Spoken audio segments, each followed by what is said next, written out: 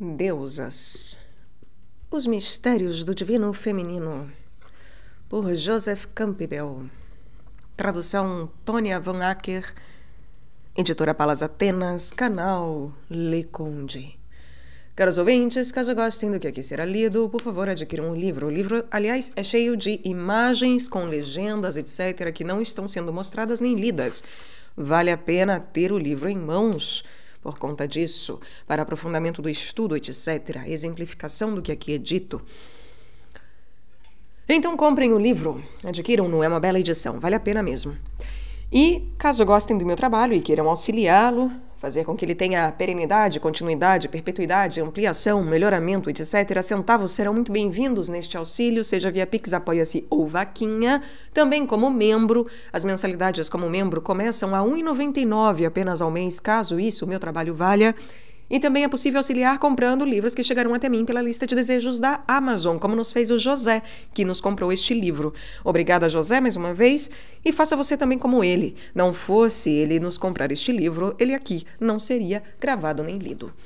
Então, faça a sua parte você também, faça parte do que acontece aqui neste canal, contribua com o que te for possível.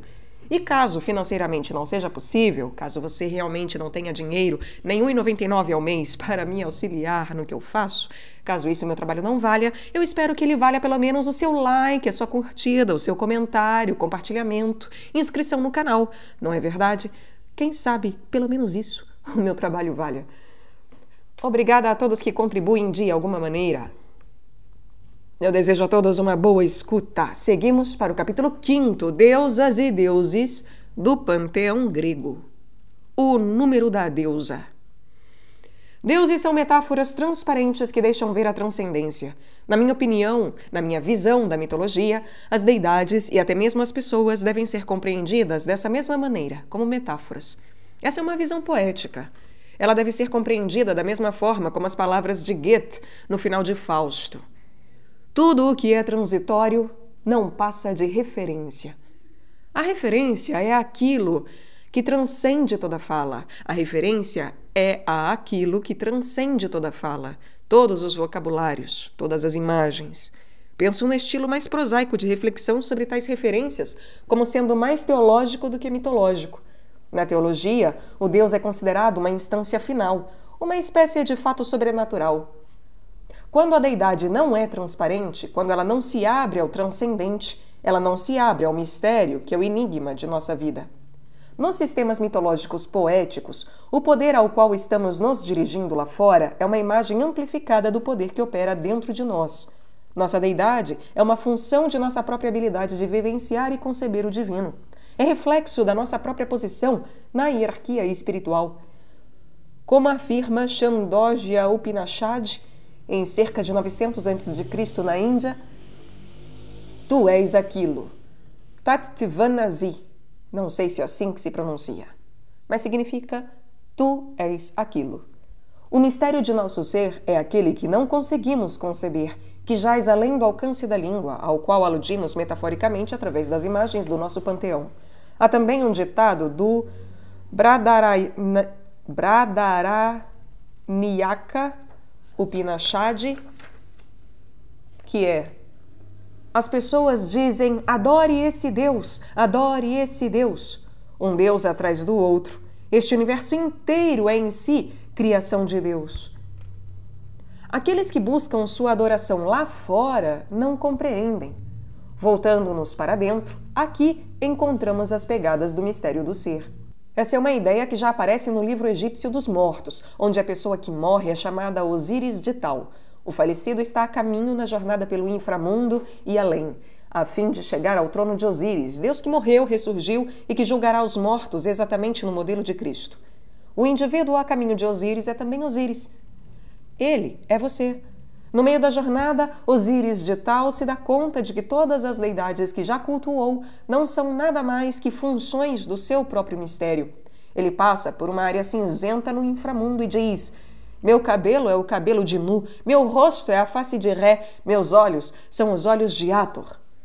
Cada parte do meu corpo é parte de algum Deus. E então ele diz: eu sou ontem, hoje e amanhã, e tenho o poder de nascer uma segunda vez. Eu sou aquele mistério que deu nascimento aos deuses.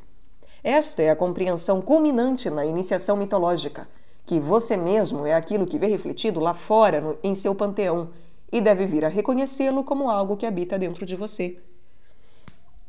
Contudo, na mitologia prosaica, que chamam de teologia, o Deus é visto como instância final. Ele não está aqui dentro, ele está lá fora, e você não deve se identificar com ele, deve se relacionar com ele. Faço, portanto, uma distinção entre esse sistema e o outro, que aponta para uma identidade com aqueles poderes ou com a operação dessas forças misteriosas dentro de nossa vida, através de nossos próprios órgãos e revelados em nossas visões oníricas. Quando os lendários yogis da Índia, adoradores de Shiva como Deus, chegam a essa percepção, eles se vestem como Shiva e dizem: Shivoham, eu sou Shiva. Agora, nesta vida, podemos viver como se fôssemos manifestação de Shiva, e vivendo dessa forma tempo suficiente, agindo de modo coerente com essa fé e crença, chegaríamos finalmente à percepção de que de fato o somos. No budismo shintoísta, isso é chamado de fase do despertar, depois da qual saberemos que ninguém pode nos privar de nossa vida interior de consciência e energia que sustenta as estrelas, as galáxias, os pássaros na floresta e árvores, porque, agora sabemos, ela sustenta também a nós. Somos partícipes desse mistério eterno. Na perspectiva teológica, segundo a qual a deidade que nos criou é um fato externo, afirmar "eu sou o divino" é o cúmulo da blasfêmia. Aliás, Cristo foi crucificado por dizê-lo. As religiões bíblicas, judaísmo, cristianismo e islamismo, são religiões de relacionamento e não de identidade, e são institucionalizadas. Como se relacionar com Deus? Sendo membro de uma dada comunidade. Há dois tipos de comunidade. Uma é a biológica, e nesse caso se inserem as religiões tribais nas quais se vem ao mundo na comunidade de Deus. A outra chamo de religião mundial, na qual o batismo nos introduz na comunidade, única capaz de estabelecer nosso relacionamento com Deus. As três grandes religiões mundiais são o budismo, que é uma religião muito mais mitológica do que relacional, o cristianismo e o islamismo. Ora, o budismo está ligado ao hinduísmo, assim como o cristianismo e o islamismo estão vinculados ao judaísmo. Hinduísmo e judaísmo são religiões tribais. A pessoa nasce hindu, e não apenas hindu, mas hindu desta ou daquela casta. Igualmente nasce-se judeu. Esse é um entrave para os judeus dos dias de hoje que venham a se desiludir com os aspectos teológicos desse credo, visto que, mesmo perdendo sua religião, eles não deixam de ser judeus. Há um vínculo duplo.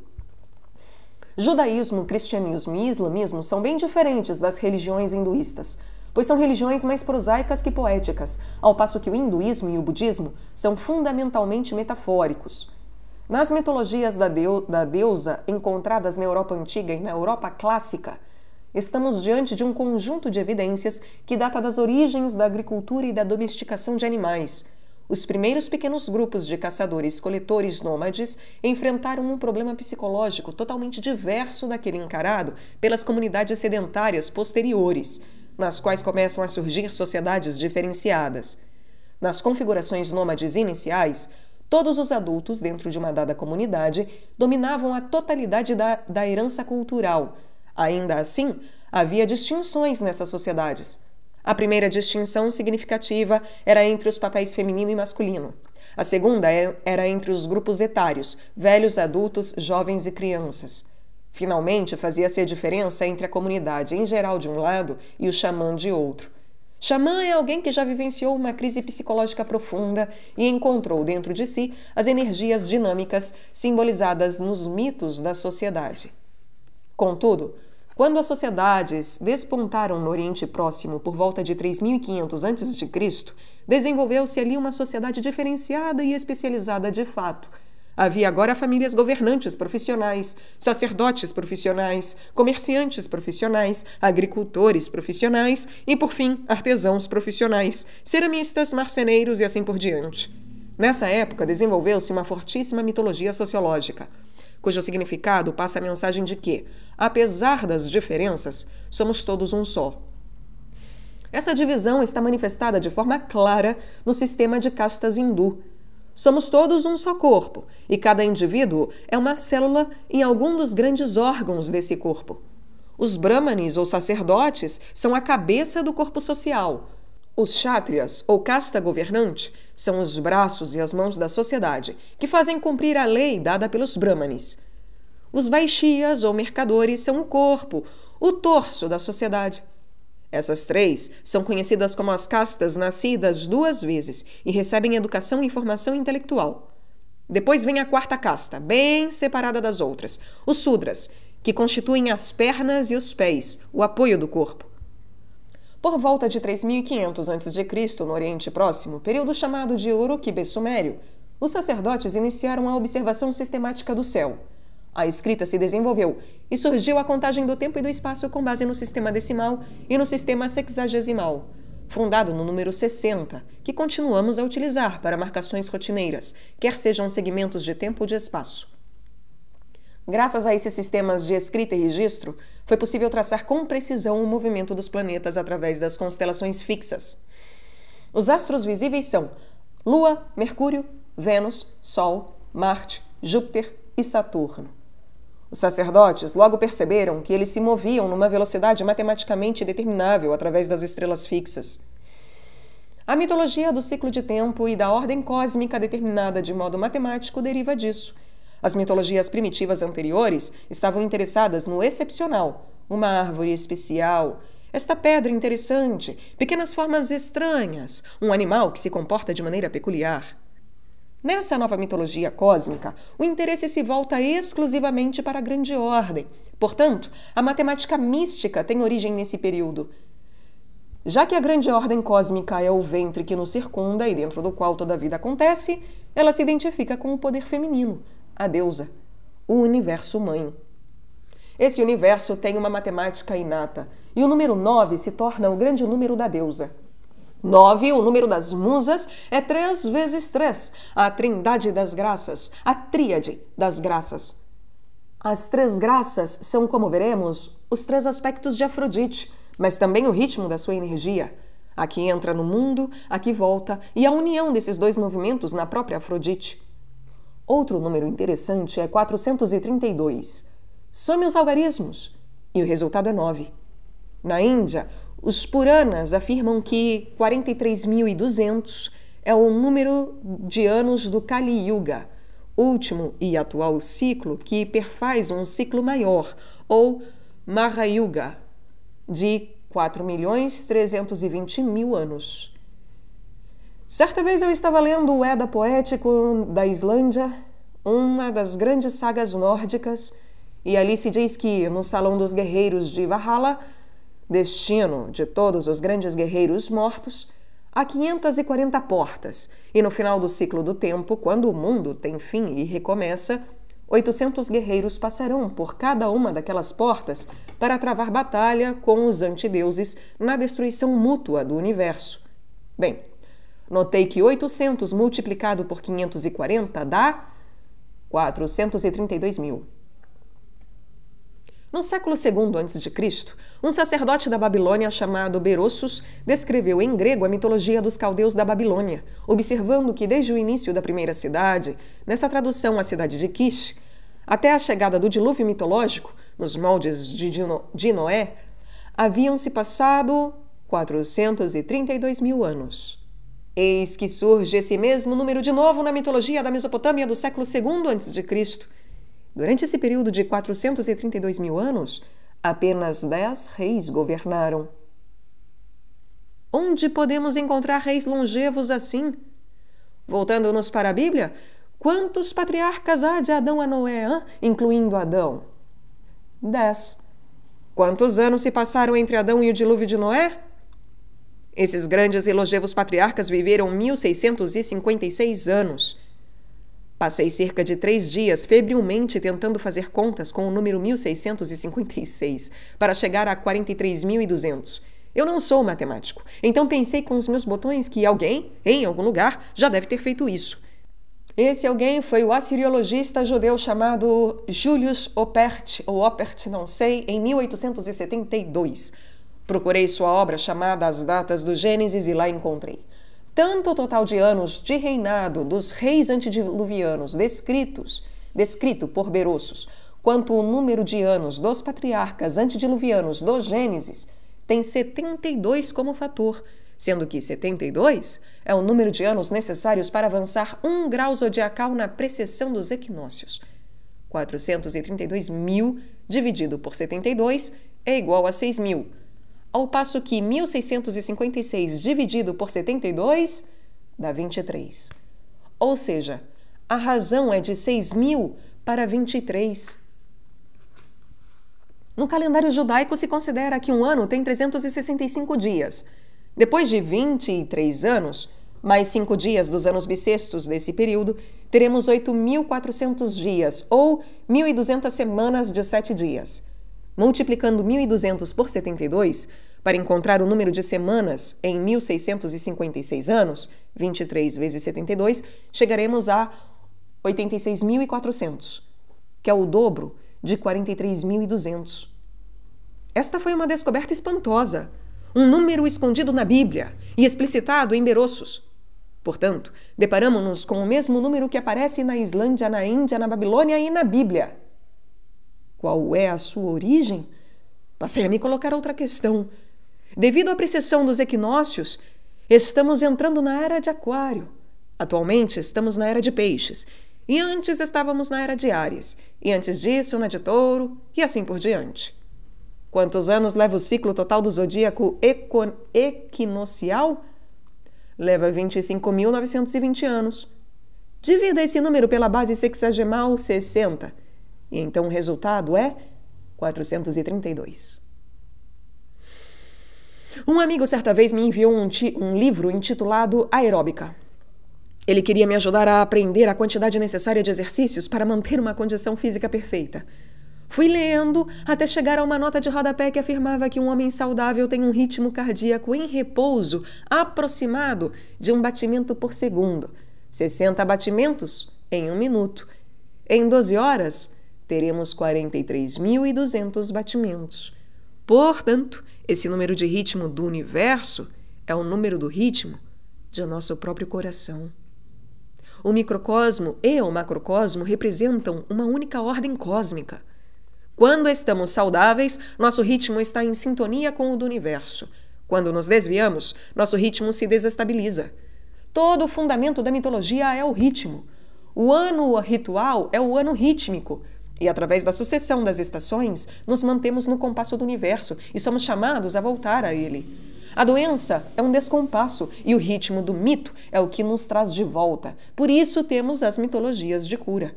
Hoje em dia, os mitos e rituais que eram usados pelos caçadores navarros estão sendo empregados para trazer as pessoas de volta à harmonia, para ajudá-las a se tornarem transparentes ao transcendente. O grande número rítmico é o 9. Somando 4 mais 3 mais 2 é igual a 9. E esse é o número da deusa. Na Índia, a deusa tem 108 nomes. E nos seus grandes templos, o sacerdote derrama sobre a Ione, que é o altar, um pó vermelho que as mulheres colocam na testa e vai contando e recitando os 108 nomes da deusa. Multiplicando 108 por 4, teremos 432. No pensamento budista, há 108 desejos que nos prendem a este vale de lágrimas da ilusão, de Maya. 108 é o número da deusa agora, depois do equinócio, no solstício, ao amanhecer, no acaso, ao meio-dia, à meia-noite e assim por diante. Ela é o nosso continente, o nosso elo com a vida. Evidentemente, 1 mais 0 mais 8 é igual a 9. Nos países europeus, 3 vezes ao dia soa o toque do Ângelus, que badala 1, 2, 3, 1, 2, 3, 1, 2, 3, 1, 2, 3, 4, 5, 6, 7, 8 e 9. A prece do Ângelus evoca a Anunciação, declaração do anjo do Senhor a Maria de que ela concebera um filho pelo Espírito Santo. De que ela conceberá um filho pelo Espírito Santo. Portanto, a prece alude ao derramar da energia divina no mundo. Para quem não sabe, Ângelus é uma oração que se faz uma evocação, a enunciação, como se bem diz aqui, que se faz sempre às 6 da manhã, meio-dia e 6 da tarde.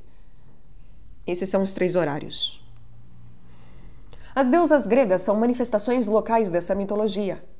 Examinamos as profundas raízes arqueológicas da deusa na Europa antiga, onde desde os tempos mais primivos das comunidades agrárias ela se tornou a figura dominante, tanto como centro cósmico como quanto protetora circundante. Os povos guerreiros indo-europeus invadiram o continente europeu no quarto, terceiro e segundo milênio antes de Cristo, promovendo uma colisão das duas mitologias totalmente opostas. Uma na qual a linha materna é dominante e os indivíduos são relacionados principalmente à mãe, e a outra patrilinear, na qual a identidade do indivíduo é marcada pelo pai. Na tradição grega, esse embate chega a seu ápice em Eumênides, da trilogia de Orestes, quando Apolo e Atena, representantes da linha masculina, liberam Orestes da culpa do matricídio por ele cometido.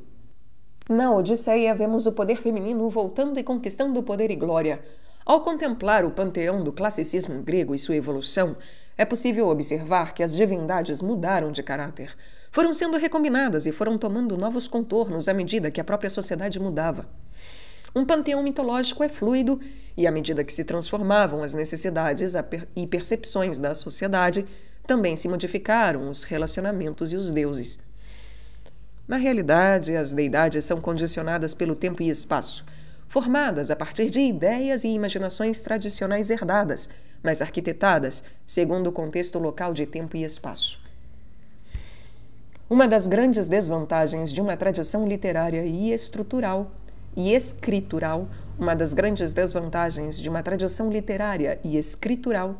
como é o caso da tradição bíblica, é esta: uma deidade ou contexto de deidades cristaliza-se, petrifica-se num dado tempo e lugar.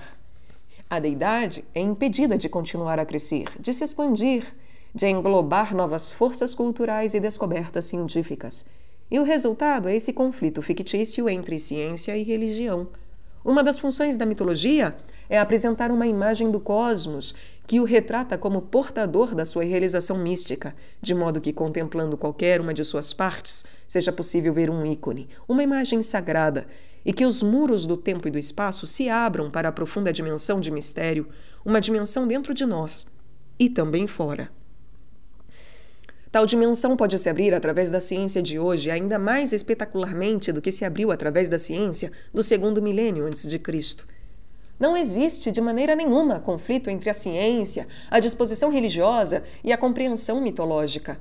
Mas há sim um conflito entre a ciência do século XX d.C. e a ciência do século XX antes de Cristo.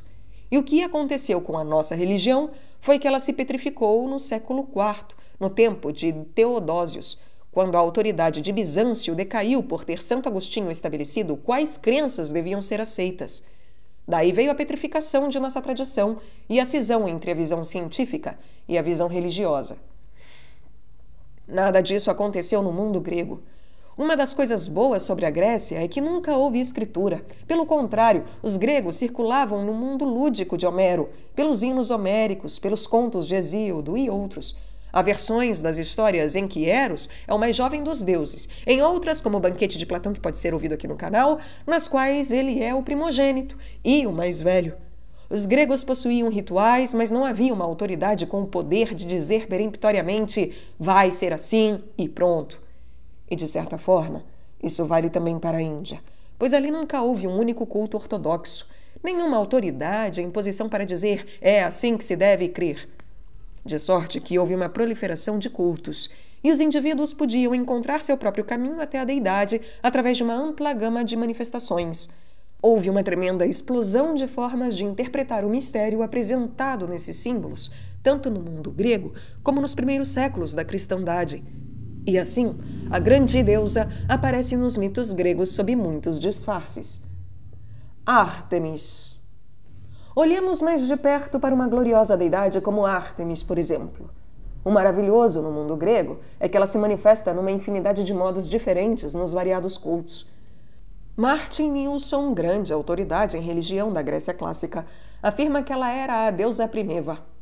Na tradição clássica familiar, Ártemis era conhecida como a deusa virgem, mas esta é apenas uma das definições de seu personagem e papel. Como toda deusa, ela é uma deusa total. Através dela, gostaria de introduzir um conjunto de problemas. Eila nos hinos homéricos. Abre aspas. Canto a brilhante Ártemis, sua seta dourada, sua caça aos cervos, seu orgulho das flechas, a sagrada Virgem, a irmã de Apolo, da espada de ouro, Ártemis. Ela adora caçar na sombra das montanhas e no vento. Sobre os picos ela se encanta ao levar seu arco de ouro puro que ela puxa e lança setas atrozes. Os picos de grandes montanhas tremem. A floresta em sua penumbra grita com o clamor dos animais assustadoramente. A terra inteira treme e até o mar e os peixes. Ela tem um coração forte, entra e sai correndo por toda parte, entra e sai matando todo tipo de animal, e quando está satisfeita, quando terminou de perseguir animais, quando sua mente se divertiu, ela desarma seu arco. Ela segue para a grande casa de Apolo, seu irmão amado, na terra das pradarias, Delfos, para ordenar um coro de graças e musas. E depois de pendurar seu arco desarmado e guardar suas flechas, ela veste sobre o corpo um lindo vestido. Ela dá início às danças, e seu som é celestial. A canção fala de Leto, cujos tornozelos são belos. Leto, cujos filhos se destacam, melhores entre os deuses, melhores em conselho, melhores em atos. Adeus, filha de Zeus, e de Leto dos lindos cabelos. Pensarei em você nos meus outros poemas. Fecha aspas. Originalmente, Ártemis estava associada ao urso. É provável que o urso tenha sido o primeiro animal a ser adorado no mundo, e esta deusa é muito antiga. Em Brauron, santuário importantíssimo a leste de Atenas, havia um festival em que as meninas que dançavam em honra a Ártemis eram chamadas de ursinhas. Na Europa, o nome de Ártemis está relacionado com Arthur, e os dois nomes estão ligados a Arquituros e a urso. Ártemis e Apolo são deidades com origens totalmente diferentes, apesar de terem sido combinadas na tradição da Grécia clássica para parecer como irmão e irmã, nascidos de Leto, na ilha de Delfos. Leto, filha dos titãs Coios e Febe, segundo Hesíodo, foi a esposa de Zeus antes de Hera. Quando Leto estava grávida de Ártemis e Apolo, foi impiedosamente perseguida por Hera, até que chegou à ilha de Delos. Ártemis nasceu primeiro e ajudou sua mãe no parto de Apolo, daí seu título de Ilítia, que se acredita ter sido um dos nomes da deusa na cultura minoica. Ártemis Ilítia, venerável poder que trazes alívio na hora temível do parto. Numa conjunção tardia de ideias antigas, os gêmeos representam dois poderes. Apolo é a força protetora e a mente racional, e Ártemis é o poder da natureza. Personificadas em Ártemis estão as forças da natureza que constituem todo o mundo natural. Ártemis está associada ao arco, portanto, à caça. Nesse papel, a morte que ela inflige é doce e rápida. Os muçulmanos têm um ótimo ditado sobre o anjo da morte. Ao se aproximar, o anjo da morte parece terrível, mas quando finalmente chega, ele é doce. Originalmente, a própria Ártemis era um cervo, e ela é a deusa que caça cervos. Os dois são aspectos duais do mesmo ser. A vida mata a vida o tempo todo. E também a deusa mata a si mesma no sacrifício de seu animal. Cada vida é sua própria morte. E aquele que nos mata é de algum modo o mensageiro do destino que era seu desde o início. O mesmo acontece com o animal e a deidade. Se o animal mata a deidade, como o javali matou Adonis, ou se a deidade mata o animal, como Ártemis caça os cervos, trata-se de dois aspectos de um mesmo mistério da vida.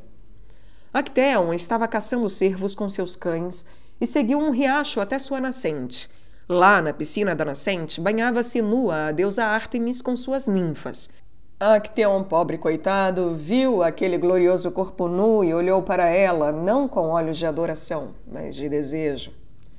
Essa é uma maneira inapropriada de se relacionar com uma deidade.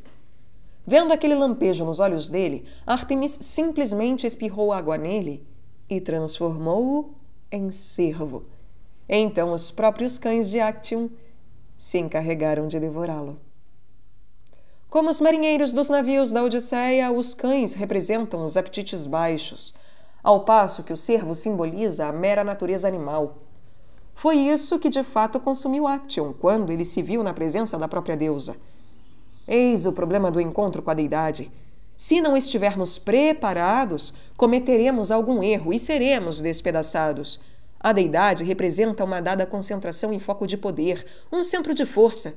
Nos mitos, a personalidade do ser humano individual representa um foco de poder espiritual mais tênue do que aquele da deidade. Portanto, o mortal deve se preparar para essa incongruência entre campos de força através da meditação, para colocar a mente no modo apropriado para contemplar a deidade enquanto tal.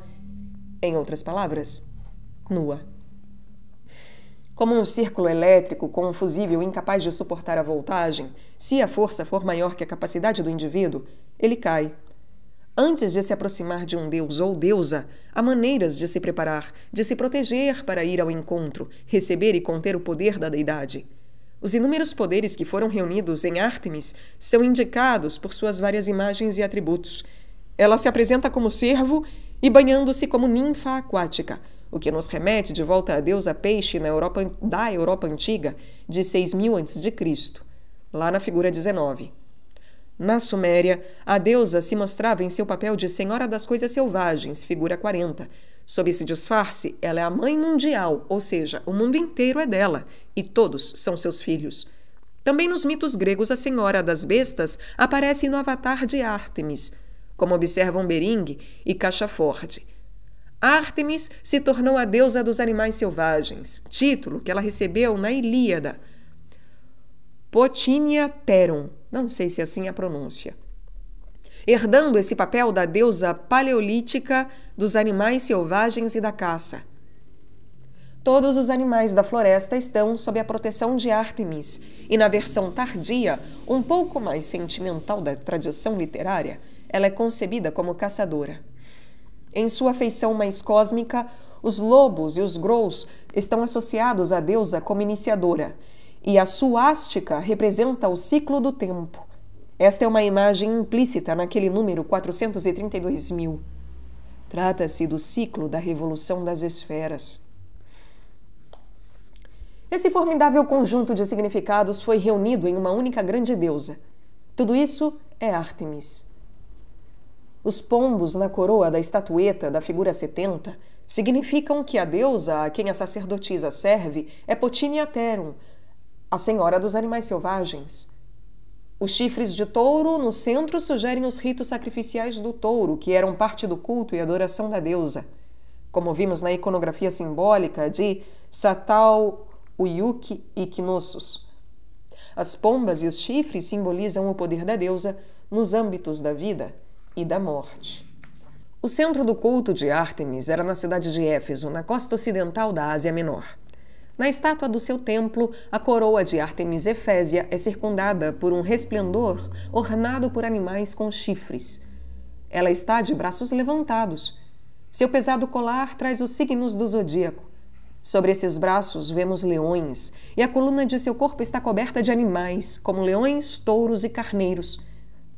Na base da estátua temos resquícios dos cascos dos cervos que originalmente franqueavam a deusa. Em seu livro The Eternal Present, The Beginnings of Art, O Eterno Presente, Os Primórdios da Arte, Siegfried Giedion disse sobre essa estátua, abre aspas, o mais revelador de todos os seus traços são talvez os cascos de cervo sobre o pedestal, tudo o que restou dos dois cervos em tamanho natural que a flanqueavam. Esses cascos sozinhos nos dão a pista sobre as origens dessa deidade, que sofreu tantas transformações.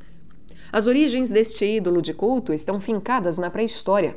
Ártemis Efésia é resultado de um longo processo de antropomorfização que começou quando o domínio e a veneração do animal foram substituídos pelo poder das deidades em forma humana. Fecha aspas. Ártemis, junto com Selene e Hécate, formam uma das tríades gregas representadas na Europa Antiga pelas imagens da deusa em 3 corpos ou 3 pessoas unidas. Isso se verifica nessa estatueta, figura 72, em que Ártemis é parte de Hécate tripla. Fundamentalmente, temos uma coluna. A mãe deusa é o eixo do mundo. Em volta dela há 3 representações da deusa, incluindo Ártemis e Hécate, que representam o inframundo quitônico, aspecto mágico da deusa. E depois, dançando de modo descontraído e fluente em volta delas, temos as 3 graças. Ártemis é que concede a abundância. Nossa Senhora das coisas selvagens e a mãe de tudo dos muitos seios, que produz a totalidade das entidades do mundo natural. Trata-se, portanto, de algo muito, muito diferente da imagem da deusa virgem e simples caçadora que normalmente associamos a seu nome. Apolo. Abre aspas. Apolo, é a ti que o cisne canta tão alto, acompanhado de suas próprias asas batendo, batendo ao chegar ao turbilhonante rio Peneu. É para ti que o poeta dá forma à linguagem, segurando nas mãos uma lira estridente. Primeiro, por último e sempre para ti. Eis a minha oração, eis a minha canção, a ti, ó Deus. Fecha aspas. Nilson sustenta que Apolo era originalmente associado aos hititas. Os hititas eram povos indo-europeus que chegaram à Ásia Menor quando os gregos homéricos desciam para a Península Grega, de modo que há de fato um relacionamento ancestral. Os hititas entraram na região do Mar Egeu e estabeleceram um novo tipo de relacionamento com os gregos. Apolo esteve do lado dos troianos na Guerra de Troia, e desde então se acredita que ele descende, em última instância, de Isilicaia e Asilicaia, Porsukisai e Alaka Oyuku. Não tenho a menor ideia da pronúncia desses nomes, enfim. Regiões dentro do grande domínio hitita. Na entrada do grande santuário de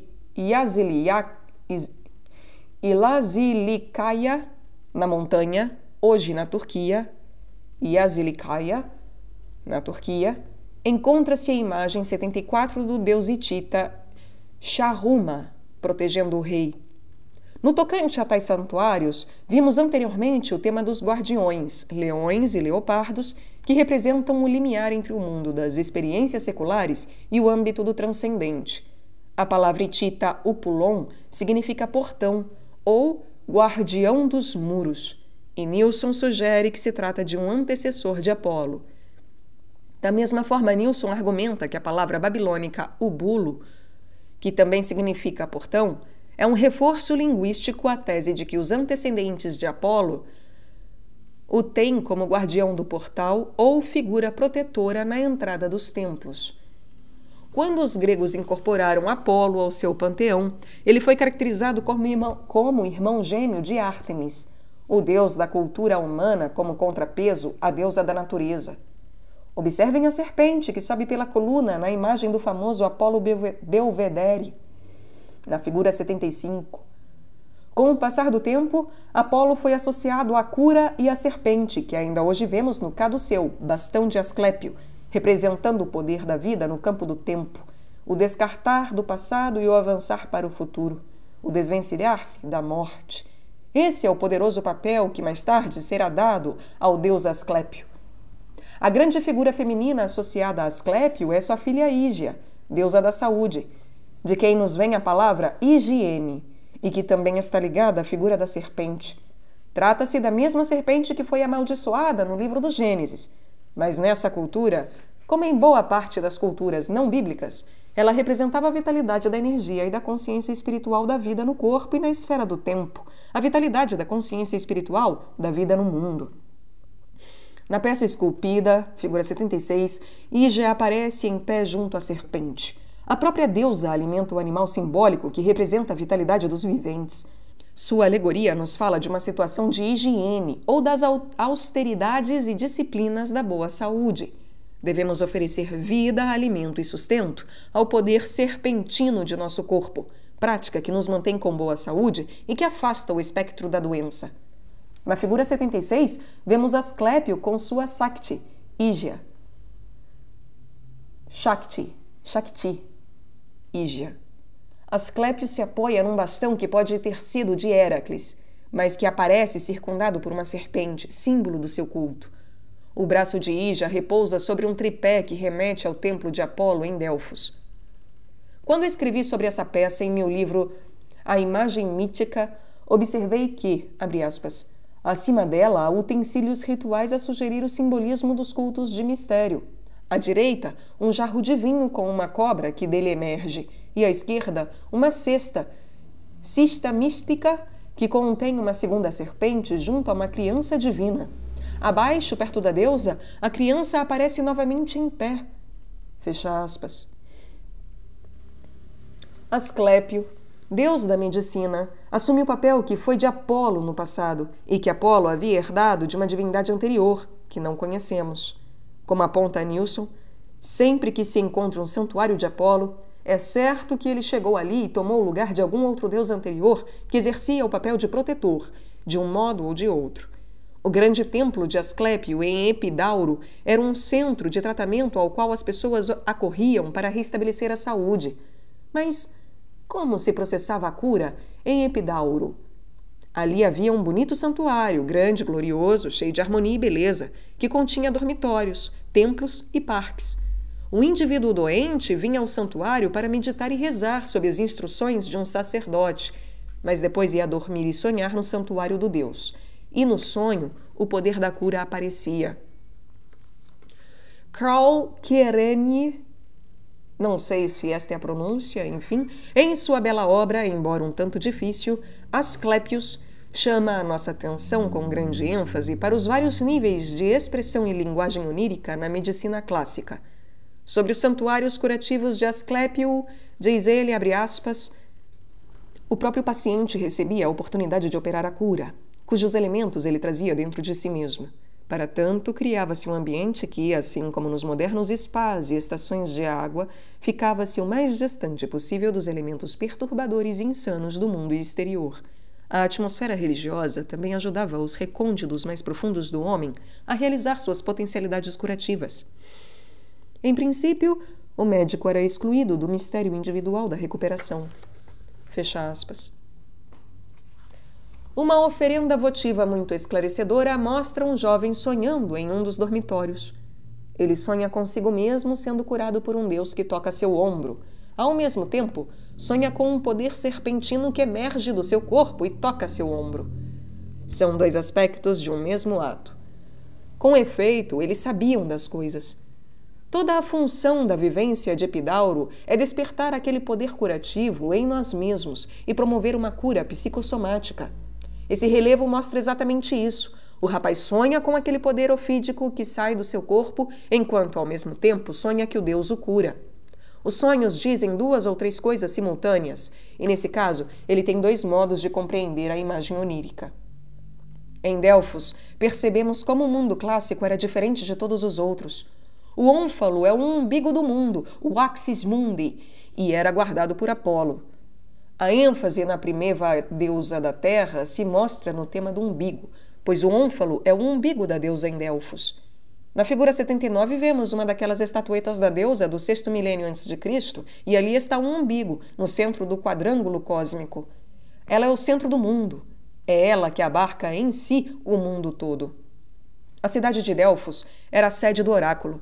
A sacerdotisa que entrava em transe respondia às consultas, fossem questões de estado ou perguntas pessoais. Da pessoa mais humilde à mais elevada, todos podiam recorrer a ela e receber respostas. Quando Atenas se viu sob a ameaça dos persas, os atenienses foram até o oráculo de Delfos perguntar o que deviam fazer. O oráculo deu-lhes o seguinte conselho: usem suas paredes de madeira. Isso foi interpretado como: embarquem em seus navios, abandonem a cidade, deixem os persas dominarem a cidade, entrem nos navios. Eles obedeceram e destruíram toda a temível força naval de Xerxes exatamente dessa forma. O indivíduo podia ir e fazer suas perguntas, que eram sempre respondidas de modo enigmático por uma mulher que inalava uma espécie de fumaça ou vapor, sentada em uma trípode, sem dúvida em estado de transe. Ela era chamada Pitonisa, por ser consorte da serpente cósmica. A deidade anterior dessa religião fora o Piton.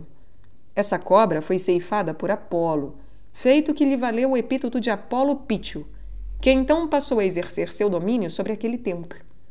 Novamente surge o tema de Apolo que vem e domina. Ele agora é o protetor do oráculo. Esta é a dinâmica quando uma nova mitologia chega. As deidades antigas são mortas e sua energia é incorporada pelo novo deus. Sentados no teatro em Delfos, tem-se como pano de fundo o Monte Parnaso, onde habitavam as musas. A vida espiritual grega lançou raízes e floresceu ali. Fica fácil ver como ela está próxima do mundo natural. Martin Buber, que pode ser ouvido aqui no canal, afirma em seu livro Eu e Tu: o eu que se relaciona com o tu é diferente do eu que se relaciona com aquilo. Reflita nisso. Pergunte a si mesmo: será que eu me relaciono com um animal como tu ou como aquilo? Porque existe uma grande diferença. Em Delfos, vive-se num ambiente que é um tu. O ambiente vive. As árvores, os pássaros, os animais, todos são vistos como tu. Se você vive, como eu, numa cidade como Nova York, seu ambiente é formado por prédios feitos de tijolos mortos e coisas assim. E nós nos relacionamos com o entorno como uma coisa. Esse é um dos motivos pelos quais é difícil surgir poesia legítima, autêntica na cidade. A poesia urbana é caracterizada por métricas complexas e problemáticas, vários modos de lidar com a linguagem e artifícios desse tipo, muito interessantes para os críticos literários. Mas quem lê esses poemas? São muito raros os poetas que conseguem ter uma verdadeira revelação e transformar a cidade em um tu. No mundo grego não se entrava na psicologia do objeto, apenas na psicologia do eu e tu, modo místico no qual adentramos quando nos relacionamos com o nosso ambiente como um ser vivo. Outro papel de Apolo é como o deus Sol Febo Apolo. Na figura 80, ele conduz a quadriga solar pelo céu. Raios de sol circundam sua cabeça enquanto Efebos, meninos estrelas, caem no mar. Esse é um exemplo de como variadas deidades foram reunidas em uma só, fazendo parecer que toda aquela mitologia seja algo que nunca existiu antes. Dionísio. O teatro era um dos grandes santuários religiosos. Era um campo dedicado fundamentalmente a Dionísio, onde se apresentavam temas míticos através de uma espécie de encenação ritual. Ritual é a encenação de um mito e, participando de um ritual, estamos participando do mito. Do ponto de vista simbólico, o mito é a manifestação de forças espirituais e, participando do mito, estamos ativando forças espirituais correlatas dentro de nós. Mas, em vez de promover a mera participação individual num gesto ritual, temos no teatro uma comunidade participando da encenação do mito em forma de tragédia ou comédia. Um dos aspectos mais interessantes da tradição clássica é que nela encontramos reunidas duas deidades diametralmente opostas. Apolo representa o princípio da racionalidade. Dionísio representa aquilo que nós chamaríamos de inconsciente. Dionísio, que numa tradição do Oriente Próximo estaria associado aos poderes demoníacos e que era um não-deus, um antideus, reconhecidamente partilhou o poder de Apolo, o que resultou na ideia de equilíbrio e interação entre os dois. Nos séculos VII, VI e V a.C., os gregos viveram um período em que a tradição apolínea cedeu lugar à dionisíaca, com os terríveis ritos orgíacos que foram o escândalo daquela época. Mas Dionísio afinal se fundiu à tradição e suas canções arrebatadoras com sátiros e obscenidades passaram a servir como vivaz contraponto ao princípio apolíneo. O melhor estudo sobre Apolo e Dionísio continua sendo O Nascimento da Tragédia, de Friedrich Nietzsche, que pode ser ouvido aqui no canal com Zaratustra. Nessa obra ele afirma que, quando a mente rompe as barreiras e toca o transcendente, ela é tomada por espanto, terror e fascinação, e dessa descoberta derivam as artes. Os dois focos da nossa atenção devem ser, portanto, o assombro e o maravilhamento diante do mundo como tal e de todos que os habitam. Dentro do campo da diferenciação, dentro do campo do tempo, existem as formas que são manifestações do poder transcendente, e o artista, ao criar a forma, nos proporciona um senso de imanência do transcendente nesse corpo. O corpo se torna como que onírico em seu assombro. Esse é o aspecto apolíneo. Por outro lado, talvez nos interesse a formidável energia que destrói tudo e faz surgir coisas novas, ou seja, o aspecto da projeção que se opõe ao aspecto que dá a forma. E tal é o princípio dionisíaco. O apolíneo representa a fascinação com aquilo que existe nesse mundo pungente, fugidio, enquanto o dionisíaco representa a identificação com a energia que se projeta, desestruturando e criando novas formas. Os dois devem funcionar juntos na arte. Nietzsche vê a escultura como a principal forma artística de representação e a música como a principal forma artística que revela a dinâmica do tempo e do processo. Portanto, devemos ter ambas numa obra de arte. Se a dinâmica não ganha forma, teremos somente o grito, o brado. E se a forma não levar em conta a dinâmica, teremos apenas o fóssil, uma escultura morta e árida. Ao combinar as duas, é possível romper a barreira e chegar ao mistério, o mysterium tremendum et fascinans. Quando se irrompe na esfera do sublime, a experiência é desse tremendum. Por esse motivo é que a religião fala do temor a Deus. Outro nome para isso é amor a Deus. Enquanto não se vivenciam esses dois aspectos, é impossível capturar o sentido do mistério, do quanto ele é avassalador para a nossa vida, ideias e tudo mais. Goethe escreveu que a melhor parte da humanidade é esta vivência, o Schaudern. Não sei se é assim a pronúncia, que é o tremor. A melhor parte da humanidade é o tremor, espécie de choque numênico, percepção de como somos precários dentro da vasta explosão que é o universo. E esta é a realização que se obtém através de Dionísio. Zeus. Por fim, neste contexto, gostaria de abordar os deuses arianos. Zeus, que chega à Grécia com os indo-europeus, não tem ligação alguma com o culto à deusa dessa região. O nome dele está relacionado com a palavra grega Theos, Deus, que por sua vez se liga ao sânscrito Deva, Deus. Os deuses do mundo sânscrito estão ligados, portanto, aos deuses arianos do mundo clássico. Zeus é claramente um deus indo-europeu que chegou à Grécia com os povos invasores no quarto, terceiro e segundo milênio antes de Cristo. Abre aspas. A Zeus, que é o melhor Deus e o maior, eu cantarei. Ele vê longe, ele governa, ele finaliza as coisas, ele conversa sabiamente com Temis a seu lado. Sê bondoso, filho de Cronos, que vê longe. Eis o mais famoso, eis o mais grandioso. Fecha aspas. O hino homérico a Afrodite nos conta como Ganimedes.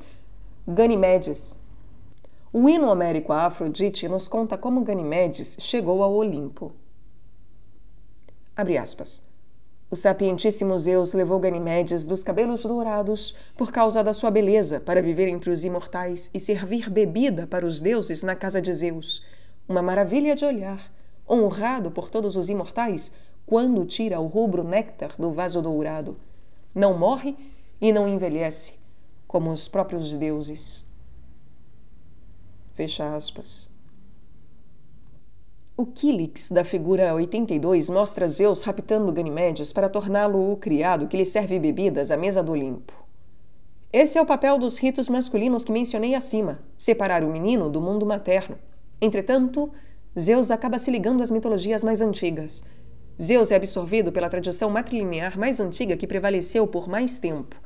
Na figura 83, o vemos com Hermes e Leto, mãe de Apolo e Ártemis, segundo a tradição clássica. Lembremos-nos de que Ártemis veio da cultura minoica. Apolo teve origem dos hititas. Leto era a deusa-mãe da Europa antiga. E Zeus era o chefe lançador de raios do panteão indo-europeu. Em outras palavras, temos 4 divindades totalmente diferentes, provenientes de 4 regiões díspares, reunidas num mito sincrético que amalgamou mitologias contrárias e conflitantes. O problema era unir essas duas sociedades, a da deusa-mãe e a do deus masculino. Em geral, as deidades desses povos guerreiros não se sujeitam à deusa. Os deuses indo-europeus não nascem, são poderes eternos que representam as forças da natureza e do espírito dentro de nós, a nossa natureza interior. Mas na Grécia, ela assume o controle e dá nascimento ao pequeno Zeus. Cronos, pai de Zeus, havia castrado seu próprio pai, Urano, e, portanto, temia que seus filhos o castrassem também. Por isso começou a devorar seus próprios filhos assim que nasciam. Réia, sua esposa, pôs uma pedra embrulhada em coeiros no lugar do pequeno Zeus recém-nascido e o transferiu secretamente para o Monte Ida, em Creta, onde se encarregaram dele as ninfas e os curetes, jovens guerreiros. Estes realizaram uma grande dança, batendo escudos e espadas a fim de fazer mais barulho que o choro do bebê, e assim impedir que Cronos encontrasse o pequeno Zeus. Na figura 85, vemos o casamento de Zeus e Hera. Ele está para se despir, ela está para se despir, e ele, apaixonado, a contempla. Enquanto a mitologia olímpica clássica aponta Hera como esposa de Zeus, na verdade ela é uma deusa muito mais antiga, anterior ao sincretismo indo-europeu da Idade do Bronze. Ela era, portanto, independente e mais poderosa que Zeus na época do aparecimento dessa mitologia. Como aponta Harrison, abre aspas, em Olímpia, nos tempos históricos em que Zeus teria reinado supremo, o antigo Heraion, onde Hera foi cultuada sozinha, já existia muito antes do templo de Zeus. O próprio Homero se sentia vagamente atormentado pela memória dos dias em que Hera não era esposa, mas senhora por seu próprio direito. Fecha aspas. Baring e Cashford continuam, abre aspas, numa das histórias, até o casamento de Hera é conseguido através de subterfúgio. Durante uma tempestade, Hera foi separada de outras deusas e deuses e fica sentada sozinha sobre a montanha, onde seu templo depois foi construído. Zeus se transforma em cuco e, todo molhado e arrepiado pela chuva, se aninha no colo de Hera. Compadecida do pobre animalzinho, ela o cobre com o seu manto e Zeus se revela. Aqui Zeus é descrito como um intruso que consegue o casamento por ardil e não como um grande deus que o exige por direito. Fecha aspas. Quirene comenta: por essa criação mitológica sem igual, Zeus é precisamente inserido na história da religião de Hera em Argos. Fecha aspas. Ares. Abre aspas. Ares, força superior. Ares, condutor da biga. Ares de elmo áureo. Ares de coração valente. Ares que leva o escudo. Ares, guardião da cidade. Ares em armadura de bronze. Ares de poderosas armas. Ares incansável, Ares implacável com a lança, Ares muralha do Olimpo, Ares pai da vitória, que se deleita na guerra.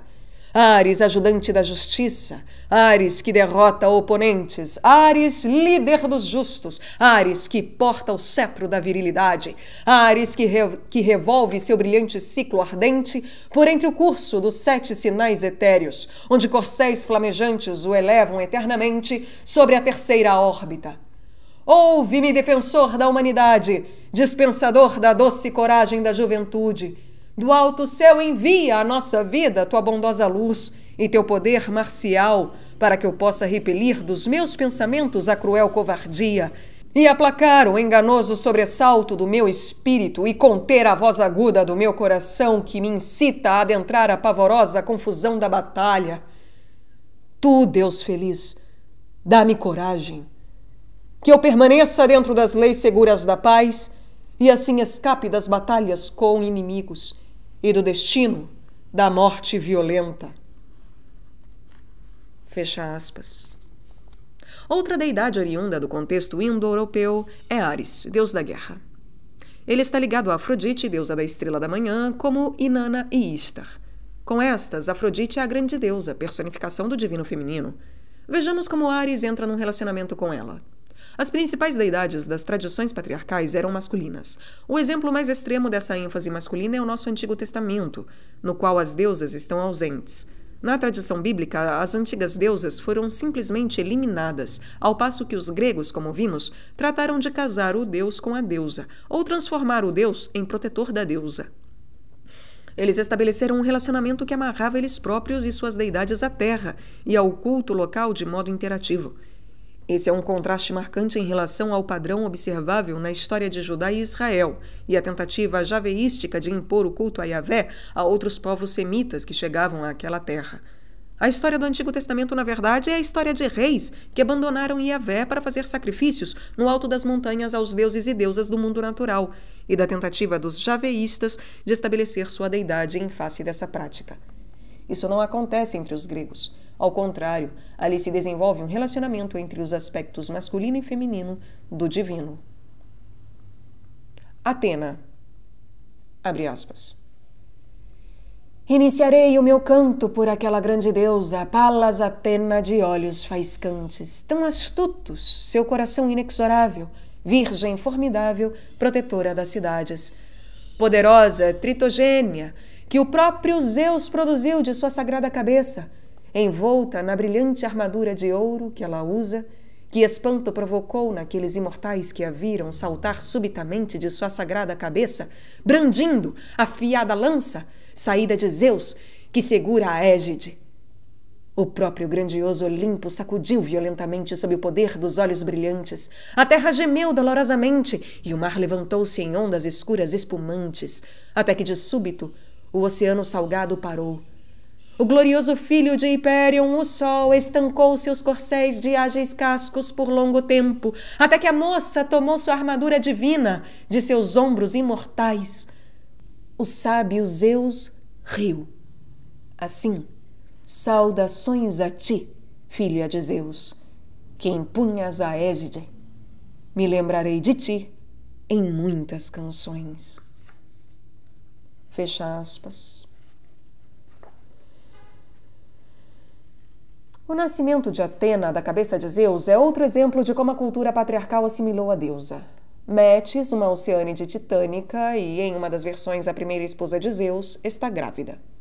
Um oráculo diz a Zeus que Metis terá 2 filhos. Um será sábio e poderoso, mas o segundo o matará. Zeus não gosta nada dessa ideia. Então transforma sua esposa numa mosca e a engole. Por fim, Metis dá à luz. Então um dia Zeus sente uma terrível dor de cabeça e manda chamar Hefesto, que com seu machado racha a cabeça de Zeus. E dali sai Atena, completa e armada. Esta peça notável, figura 89, foi divulgada pela primeira vez por Jani Harrison. Nela vemos Atena usando um peitoral com a cabeça da Medusa, a mesma deusa em seu aspecto apotropaico, perigoso, repelente com a língua para fora. E em suas mãos está a coruja de Atena, seu pássaro totêmico. Esta é Atena em sua feição de inspiradora e protetora, ou Shakti dos heróis. Vemos Pégaso em seu elmo, ele que nasceu quando a Medusa foi decapitada. Não se devia olhar para a cabeça da Medusa, pois ela transformaria em pedra quem a olhasse. Por isso Atena ofereceu o escudo a Perseu, que olhando para o reflexo da Medusa no escudo conseguiu decapitá-la. Quando Perseu colocou a cabeça dela num saco para levar embora, Pégaso nasceu do pescoço cortado. A cabeça da Medusa se torna então a górgona do peitoral de Atena. Nas peças das figuras 90 e 91, vemos as deusas que estão por trás de tudo, a grande deusa de Creta. Atena significa protetora do porto. Assim podemos ter uma Atena de Atenas, Atena de Pireu, Atena de Éfeso. Ela remonta à figura protetora com serpentes dos tempos micênicos e minoicos.